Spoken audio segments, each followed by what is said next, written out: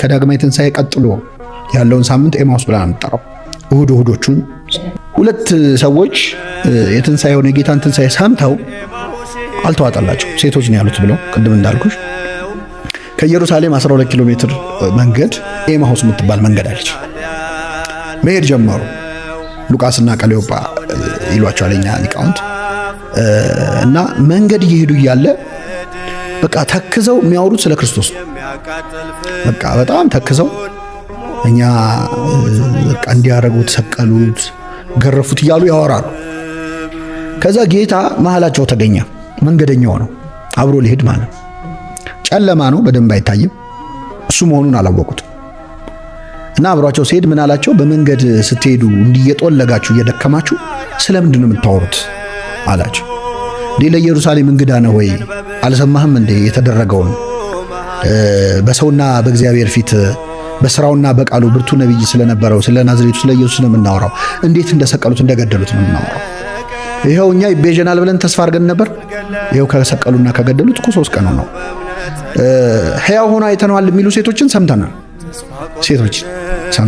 አሉት።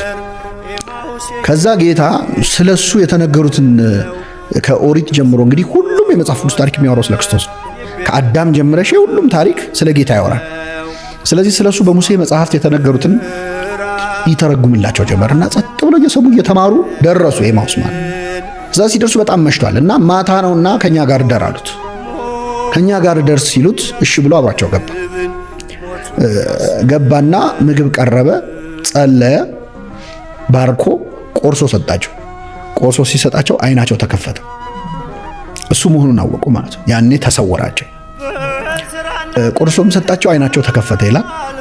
አይናቸው ሲከፈት በመንገድ ሲያናገረን መጽሐፍትን ሲተረጉምልን ልባችን ሲቃጠል አልነበር ወይ? ለካ እሱ ሆኖ ነው አሉ።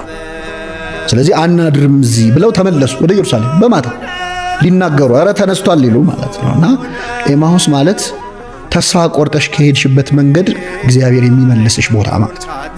በነገራችን ላይ ሁሉም ሰው ኤማሁስ አለ። አንዳንዴ ሰው በእግዚአብሔር ተስፋ ቆርጦ ከዚህ በኋላ ምን ያደርግልኛል ብሎ ጥሎ መሄድበት ጊዜ አለ። የመሸበት ሰዓት ማለት ነው። ከኢየሩሳሌም መራቅ ማለት ከእግዚአብሔር ከቤተ ክርስቲያን ከመንፈሳዊ ነገር ተስፋ ቆርጠሽ ስትርቂ ማለት ነው።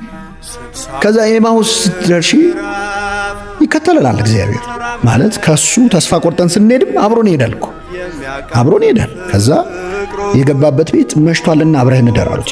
ይሄ ደግሞ ምንድነው? ሰው ይመሽበታል በህይወቱ።